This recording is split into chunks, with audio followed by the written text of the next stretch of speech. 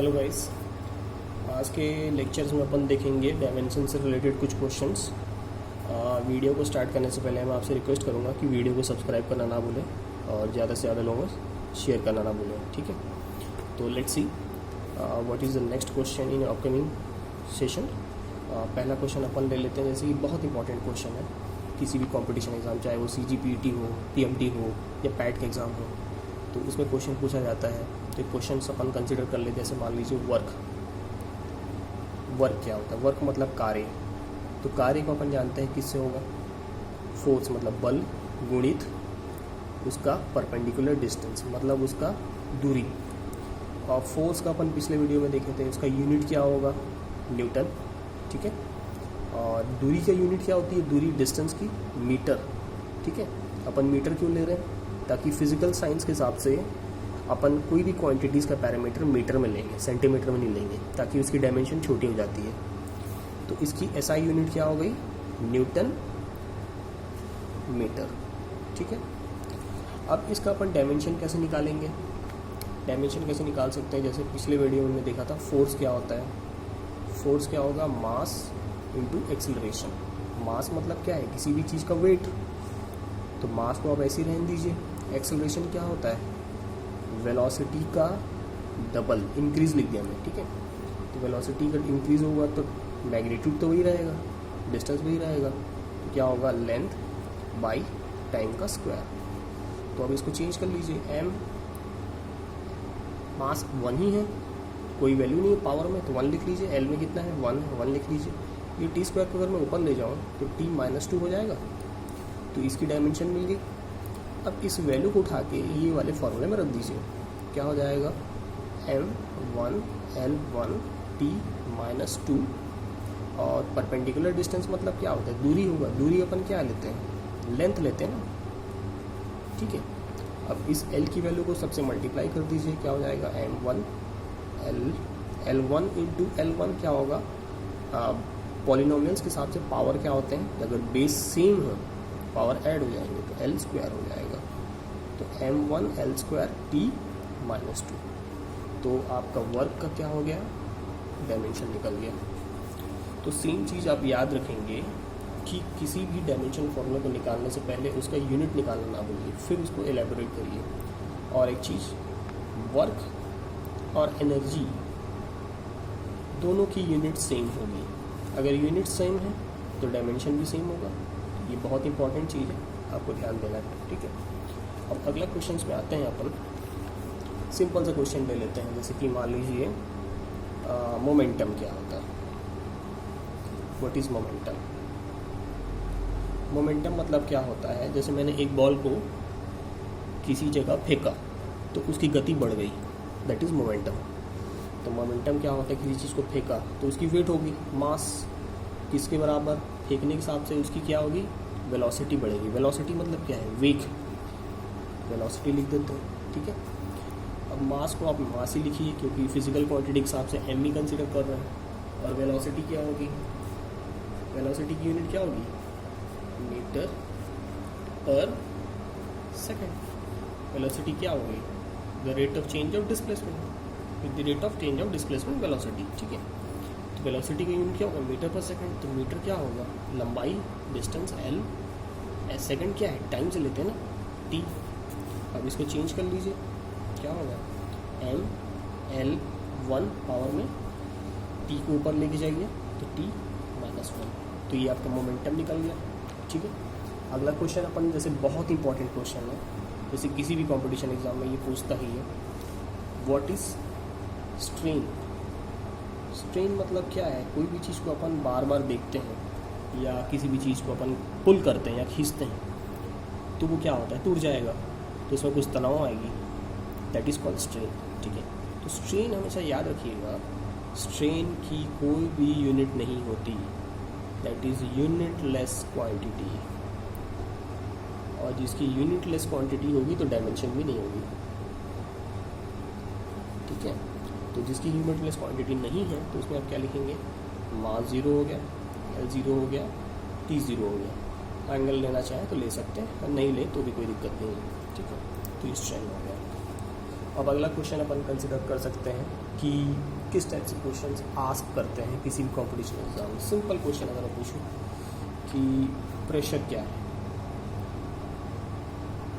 Pressure क्या होता है, प्रेशर क्या होगा, सिंपल है।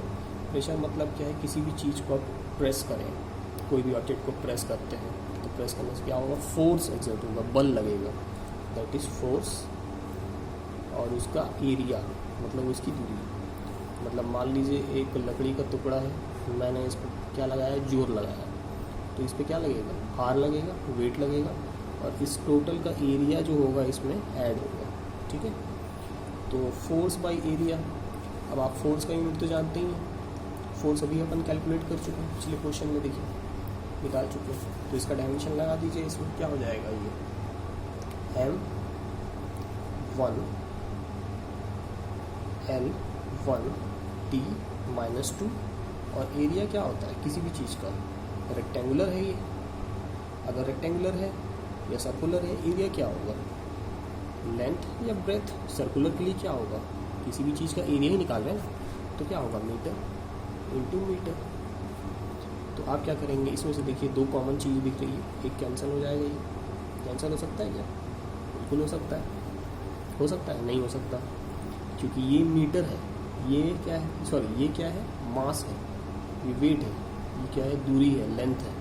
तो इसको मैं लिख देता हूँ अच्छे से, M1 L1 T -2, और ये क्या होगा, मीटर स्क्वायर, याद रखेंगे, ठीक है। इसको कैंसिल मत कर दीजिए आप। अब इसको चेंज कर लीजिए आप, M मास 1, ये M1 क्या है, मीटर है ना, अगर मैं इसको अगर ऐसा लिख दूँ L स्क्वायर तो कोई दिक्कत नहीं है।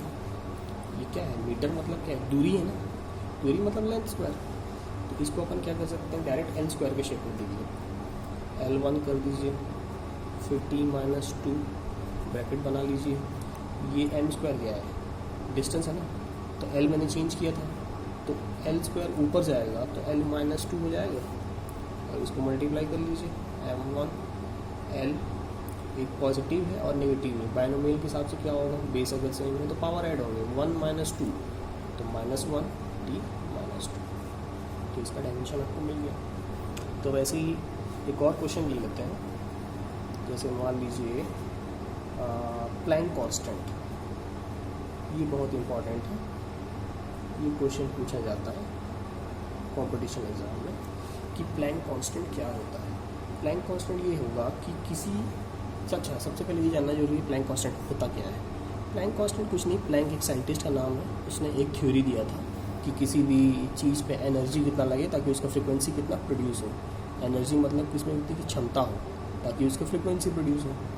मतलब एक बेल को आप दबाएंगे या घंटी को बजाएंगे तो उसमें क्या निकलेगी, ध्वनि निकलेगी, आवाज़, दैट इज़ कॉल्ड फ्रिक्वेंसी, और उसमें से एनर्जी निकलता है। तो इसको अपन क्या निकल सकते हैं, एनर्जी, तो इसकी डेफिनेशन हो जाएगी एनर्जी बटे, that is energy upon frequency. और एक चीज़ याद रखना, क्वेश्चन पूछता है 1 नंबर के लिए फ्रीक्वेंसी का यूनिट क्या है, तो फ्रीक्वेंसी का यूनिट हमेशा याद रखना हर्ट्स या साइकिल पर सेकेंड, ये बहुत इंपॉर्टेंट चीज़, इसको याद रखेंगे आप, ठीक है। तो इसको आप चेंज कर सकते हैं, एनर्जी का पता है मुझे, फ्रीक्वेंसी का पता है, फ्रीक्वेंसी क्या होगा, हर्ट्स होगा ना, तो हर्ट्स हिसाब से क्या होगा, अपन एक चीज़ जानते हैं, फ्रीक्वेंसी का अपन क्या लेते हैं, मैग्नीट्यूड लेते हैं, तो इसको क्या कर लीजिए आप 1/λ, तो इसकी वैल्यू को पुट करिए, इसको निकालने की कोशिश करिएगा, ठीक है। तो अगला क्वेश्चन अपन देखते हैं, सिंपल सा, इसे क्वेश्चन और ले लेते हैं, पोटेंशियल एनर्जी ले लेते हैं। चलो ये क्या हो गया, पोटेंशियल एनर्जी, ये कैसे निकलेगा, पोटेंशियल एनर्जी मतलब क्या है, एक फुटबॉल है, फुटबॉल की लंबाई, चौड़ाई और इसका टोटल हाइट तीनों सेम होगा, that is called potential energy. तो ये क्या होगा, मास भी सेम होगी, इसका वेट भी सेम होगा, इसकी ग्रेविटी भी सेम होगी, इसका हाइट भी सेम होगा, दैट इज़ कॉल्ड mgh। अब इसका अपन डायमेंशन निकाल लेते हैं। m मतलब क्या है, मास, मास को वैसे ही रहने दीजिए।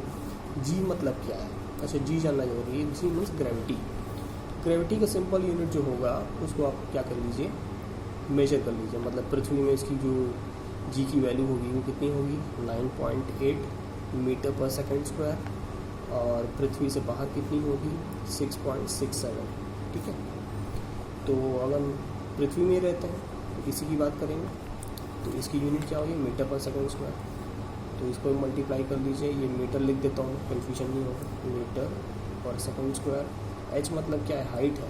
मैग्नीट्यूड क्या होगा, लेंथ ही होगा ना, डिस्टेंस है ये, तो इसको एल लिख देते हैं। अब इसको चेंज कर लीजिए, m1 इंटू मीटर क्या होगा, लेंथ ही होगा ना, और सेकंड क्या है, टाइम से रिलेटेड है, टी स्क्वायर इंटू एल।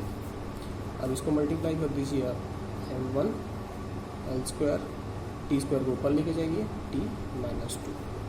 तो वैसे ही करके आप एक एक क्वेश्चन को सॉल्व कर सकते हैं इजीली वे से। तो सबसे पहली बात है कि किस टाइप से स्टडी किया जाए। स्टडी करने के लिए सबसे पहले आपके पास युगबोध की बुक होनी चाहिए। उसमें जो भी क्वेश्चंस हैं आपके सीजी बोर्ड के, उसको क्वेश्चंस को सॉल्व करना स्टार्ट कर दीजिए। ठीक है, और कुछ कुछ इंपॉर्टेंट क्वेश्चंस को भी मैं सॉल्व कराऊंगा उससे रिलेटेड। युगबोध फॉलो कर सकते हैं या एनसीईआरटी के बुक्स को फॉलो कर सकते हैं आप, ये दोनों बुक्स हैं, ताकि आपको बेनिफिशियली हेल्पफुल हो। ठीक है, अब मैं बहुत इंपॉर्टेंट क्वेश्चन आपको दे रहा हूँ, इसको आप ट्राई करिएगा। इंट्रॉपी,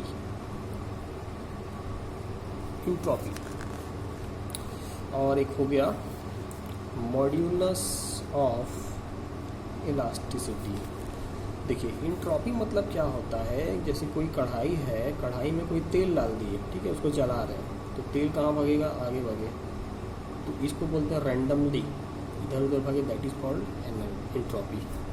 मॉड्यूलस ऑफ इलास्टिसिटी जो होता है किसी वायर में होगा, वायर को अपन खींचे, पुल करे, मोड़े, दैट इज कॉल्ड इलास्टिसिटी, कि उसकी क्षमता कितनी होगी, वो टूट जाए मटेरियल। तो मॉड्यूलस ऑफ इलास्टिसिटी का सबसे बेस्ट तरीका है, आप क्या करिए, ये स्ट्रेस की जो वैल्यू है, अच्छा उससे पहले अपन जान लेते हैं स्ट्रेस क्या होता है। ठीक है, स्ट्रेस जो होता है, जैसे मान लीजिए एक लकड़ी का टुकड़ा आपने इसको खींचा, तो कहाँ से टूटेगा, बीच से टूटेगा, तो इसकी लंबाई जो होगी और इसकी चौड़ाई होगी, दोनों चेंज हो जाएंगे जब इसको आप खींचोगे, मटेरियल टूटेगा ना, खींचोगे तो क्या होगा, इस पर स्ट्रेस पे, स्ट्रेस क्या होगा, इस पर आपने क्या किया, प्रेशर अप्लाई किया, साथ साथ उसकी एरिया चेंज हो गई, ये क्या होगा, खींचेंगे तो उसकी एरिया बढ़ेगी, एरिया होगी। और प्रेशर का अपन ने देखा था अभी थोड़ी देर पहले कि प्रेशर का डायमेंशन क्या होता है, force per unit area by area. Area area cancel मत कर दीजिए, एरिया नीचे आएगा, ए स्क्वायर हो जाएगा, तो force by A square. Force की वैल्यू अपने को पता ही है, मास इनटू एक्सेलरेशन, ए स्क्वायर। ठीक है, इसको अपन चेंज कर लेते हैं, फोर्स इक्वल टू क्या होगा, मास इनटू एक्सेलरेशन, न्यूटन्स के नियम के हिसाब से। तो मास को ऐसे ही रहने दीजिए, एक्सेलरेशन क्या होगा, L by T square, area क्या होगी, लेंथ का ही मैग्नीट्यूड है ना, एल स्क्वायर कर लीजिए। अब इसको चेंज कर लीजिए, m1 L1, और ये एल स्क्वायर जब ऊपर जाएगा तो क्या होगा, चलिए इसको पहले ऐसे लिख लेते हैं, ये टी स्क्वायर हुआ, ये एल स्क्वायर कहाँ गया, ऊपर गया। ठीक है, एल स्क्वायर ऊपर चल गया। अब इसको मल्टीप्लाई कर लीजिए, m1 L3 T -2। ठीक है, let me check first, m1, okay, ये जो एल स्क्वायर है, ये एल स्क्वायर नीचे रहेगा, ऑब्लिक कर देता हूँ, तो एक एल और एक एल कैंसिल हुआ, तो एल -1 होगा, याद रखिएगा। ठीक है, एल -1, और टी स्क्वायर ऊपर गया, टी -2। तो स्ट्रेस की जो यूनिट होगी और डायमेंशन जो होगा वही क्या होगा, मॉड्यूलस ऑफ इलास्टिसिटी का होगा, that is m1 L -1 T -2। तो आई होप सो हमने काफ़ी इंपॉर्टेंट क्वेश्चंस को कवर किया आज। नेक्स्ट वीडियो में कुछ और रिलेटेड क्वेश्चंस करेंगे, फिर अपन सिलेबस के आगे बढ़ेंगे। तो I hope so are you enjoying my videos lectures. So next upcoming session में कुछ और वीडियो अपलोड करेंगे, ठीक है। कुछ मैथ से रिलेटेड भी अपलोड करने वाला हूँ मैं। तो ज़्यादा से ज़्यादा लोग सब्सक्राइब करें मेरे चैनल को और शेयर करना ना भूलें। Okay, thank you.